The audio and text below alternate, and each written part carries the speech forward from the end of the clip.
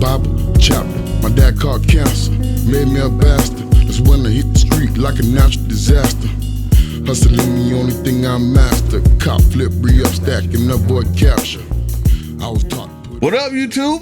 Welcome to the Basement Debates. I'm Bruce Lively. And I'm D-Boy Slim. And you know what this is? We talk about hip-hop and the world around it. And today, well, everyone else is talking about it. Young Thug and YSL. 20-something indictments. Him himself has 2 RICO charges and 7 individual charges when they raided his home. Guns, drugs. They're saying that the label YSL is actually a gang, which I'm sure has multiple repercussions to just what we do as a hip hop community. And we have to talk about, what does this mean for us, for the community, and maybe even something deeper than that. Like, how does this happen? How does this happen? The idea was to get the bag and then bring people out, not to get the bag and then funnel it back in to keep people there, right? And I want to talk about that. What do you got to say about this, man? Let's start it that way. That's a very good and interesting point, and where to start. A starting point. It's past the point of saying it's real. You know, the term, you know, the phrase "wake up." You know, wake up. Like we gotta smarten up. We gotta do better on all levels. Like, and just, in hip hop culture, we gonna call ourselves G's, OGs, whatever it is. Like, men, brothers, sisters, kings, queens. Like, we gotta do better. Each one teach one. We gotta get back to that. Like, and I say that meaning everything about what's going on, like from the slang that our kids use to the lyrics that's being said in the raps. It's okay to sound like an old person when you say, like, and my boy over here, my boy Bruce just said, at what point, like, it has to be enough, like, because the boy he's being charged about lyrics that he said in his song. He's being gang indicted because he reps YSL, which is his record label. Like, they're calling that a gang, and if you watch the news, they're saying maybe YSL is a gang. YSL is responsible for 80% of crime in Atlanta. Like, that's the picture they're painting right now. Like, that's what they're pinning on Young Thug and his record label. Yeah, like Young Thug and his recording artists such as Gunna, like, who has platinum selling hits with Chris Brown. Like, this is what they're facing right now. This is what they're up against. So yeah, we gotta, like, there was another record label that was also infused with that. It's called BMF. That guy's gone too. BMF, they never, like I said, it was a gang and a record label. If they never had success in music, I would say sure, that's the same. But Young Thug has had an array of hits, chart-topping hits, plenty success inside of music. He's made, this is what's so alarming about this, because now, like, they're trying to question as if, like what you suggested, has this been a front for a shadow? No, BMF, the street organization, was much bigger than any music that was ever put out from anybody that was ever associated with BMF. Like, outside of maybe Young Jeezy, whom he disconnected himself real quick once them indictments started to come in. Right. So, like, but YSL, whom is solely Young Thug's organization and music-wise, Gunna and Young Thug, recording artists. These are platinum selling recording artists. Actually, like, platinum. Yeah, so yeah, this is a little different. Like, I never seen it like this. Like, if it looked like a front, with the shadow, like, nah, this is not that. Like, these are actually platinum selling rappers that's sure, they probably still affiliate with dudes in neighborhoods or whatever that's inside of where they come from or whatever in their respective neighborhoods, and dudes who still probably attached to a certain lifestyle. But so this is what it comes down to, bro. And this you're right. And people, when did we forget that the point was to take people out of there, not keep people in the hood? Right? You say, well, I still got affiliates, I still got affiliations down here, I'm still rocking with this one, and it sounds good at first because, well, you know, you're saying, well, he's still in tune with the streets. No, well, the truth is, at some point, those people are supposed to have a ladder that you bring back, not drugs that you bring back in. Like, the point of selling the drugs, the point of doing the dirt was to get enough money so that you could escape and make a better life for the kids and this and that. But at the other side of this is, we keep calling this hip hop culture, and you're right, we do need to get back to that each one teach one and try to get something from there.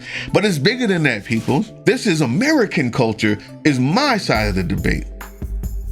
If you notice, Young Thug had charities where he was bringing in decent and nutritional food to the hood, where there's a food desert right now because there's no grocery stores that actually have organic or food that has any nutrition in it exists in these places. He was bringing that back. He's helping out high school and middle school children on his own dime, helping graduates, helping them to graduate. Not to mention the actual charity funds that him and the Migos and all these other people that he rode with, which did national charities, actual good things in the hood and in the hood where he lives. And in that same hood, supposedly, he has 90%, 80% of the crime in that same hood. This isn't hip hop culture, people. This is American culture I present to you. In the same neighborhood that you have the lawyer and the judge and Johnny, you also have the meth, you also have the crank, and you also have the opioid addiction in that same neighborhood. Because the lifestyle that we live here is all about that dichotomy. What can I get for me? How much money can we make? All the outward look, and on the inside, we're still dead. We don't fix real problems. We only put the veneer on it. And I present to you that when we do it, it's called, what we need to do about hip hop culture. I present to you that whole dichotomy is American culture. It's just when it has our face on it, it seems like it's just us, but it's not just us. In the same household where the judge is, and there's also someone across the street where the meth is, and doing great things for the community. There becomes a stigma to it when we're doing it. What do you say to that? I think there's many layers to it. I don't think it's just that black and white. I do think that in the neighborhoods, you don't see Heather and Tommy in some of the neighborhoods that these guys come from. And when I say that, meaning if you go to their schools where those judges and because I have sons and that's going to school in different counties. When you go to their schools, it doesn't look the same. When you look at their, where their shopping plazas and stuff like that, it doesn't look the same. So very true. There's different layers to it, and in the neighborhoods that these guys come from, the Young Thugs, the YSL, we're not making any excuses because everybody has choices to make, Thugger is actually somebody who comes from a family of where he has like 10, 11 siblings like that. He comes from one of those type families. So make of it what you will. Now, I'm not making any excuses for the guy. Like I said, to me, collectively, as a culture, we got to be more conscious. We have to be more conscious of what we're saying, what we're doing, how we're moving, how we're leading by example. So, and I'm not here to preach anything, but you hate to see somebody like that, of that like I said, it's been, I have to really sit back and do my homework to think of somebody of his stature that, you know, has been and facing these type of charges. Like, you know, I remember the Murder Inc. thing. I think, you know, they was charged with the money laundering, which was similar because they was trying to tie Supreme into what Murder Inc. was, and Murder Inc. had already been successful with platinum albums, obviously by Ja and Ashanti and whatever have you. But yeah, this is kind of big right here. This is big right here. And, you know, I wish them the best. Yeah, and, first things first, everything here is alleged. Everything here is only based off reporting that we haven't done, only that we've seen, and maybe you've also seen. So understand that this is no indication of guilt and no proof. Let's say that first. And number two, we respect that people are innocent until proven guilty in a court of law. So I hope that everything is all good with them, period. On the other hand, I feel like with us, it hurts more because we have less to lose. But if you ask Bernie Madoff, and if you ask a lot of the sharks on Wall Street how they made their money, criminality and money making in America have gone hand in hand since the beginning. This is American culture. This is not hip hop culture. We live in this culture, and those schools that we go to make us desperate. And so the type of crimes that we have to make are different from the crimes that they make where they're from. But criminality and making money has been a part of this culture since the beginning. And I think that's the question we need to talk to, that we may have not enough time on a show like this to get into, but it's a question we're thinking about. I'm gonna wrap it up with this. I just think, as it pertains to that, there's a distinction, because sure, this is a capitalistic society, which is America. You know, it's based on capital. But as it pertains to black people, my people, there's a distinction. You know, the white collar crimes or whatever, it's not looked upon, it's not frowned upon. The connotation, you know, it is not the same, you know. And sure, I think all, you know, ethnicities or backgrounds have probably family or friends that, you know, have indulged in some type of criminal activity or whatever. I do believe that. You know, you can trace that back to the earliest of times in America. So that, like to your point, is American society, American culture. But like I said, as it pertains to black people, and in this day and time, you know, and you fast forward to conditions that black people stay stuck in and remain in, you know, in some of the neighborhoods that, you know, our kids have come up in. You know, there's a distinction there.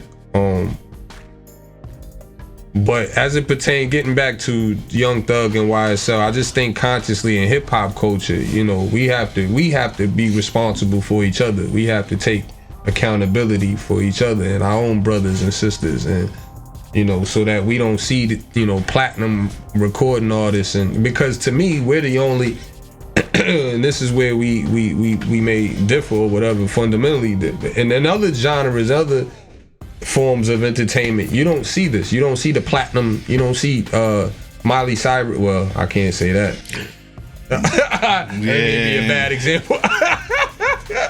You know, I mean, but yeah, you don't see other sometimes you do, but surely not as often as you see it in hip hop.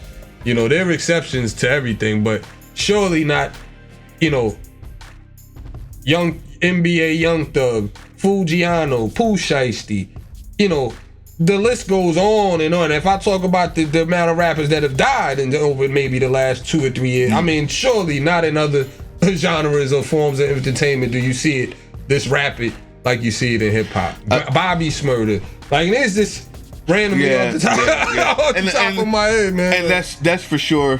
And I think it's because of where hip hop comes from, the type of music that springs from the hood. This type of music that talks about what goes on in a place that's unseen and would have been unseen if hip hop didn't come out, to be honest with you, which is why it was invented. But that's a whole nother story. And so there's a focus on that right now. We gotta smarten up. There's a focus that they're targeting us right now. Yep.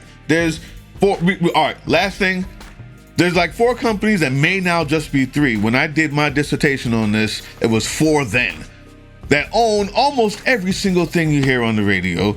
And they're all owned by 4 white people in suits, and they all push the absolute worst rappers and the worst, not the worst as in bad rapping, but as in what the lyrics, if it's drugs, sex, and guns, it's everywhere. If somebody could really rap, but it's not that, it's independent.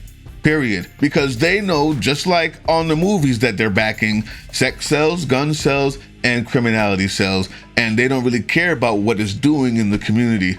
So, at the end of it, there's other rap out there, and you guys who are watching this know that because it's on YouTube. It's only independent, and these people have 30 million views too, and they can also go on tour too. You wonder why they're not backed though. Why people like Saba not back, like Mick Jenkins not back, even though you know they can rap. Why Vic Mensa's not really backed, and whenever he does get backed, it's kind of like the back burner. It's a reason for that. Think about that. That's another show. Let's smarten up, people. Let's a little more of the beef. Let's a little less of the beef. A little more love to each other. A little more bigging up. A little more networking with one another. Because a lot of this probably could have been avoided if not had it been the beef between him and Lucci or whatever, spilling over, bodies, shootouts everywhere. Like, this is what happens.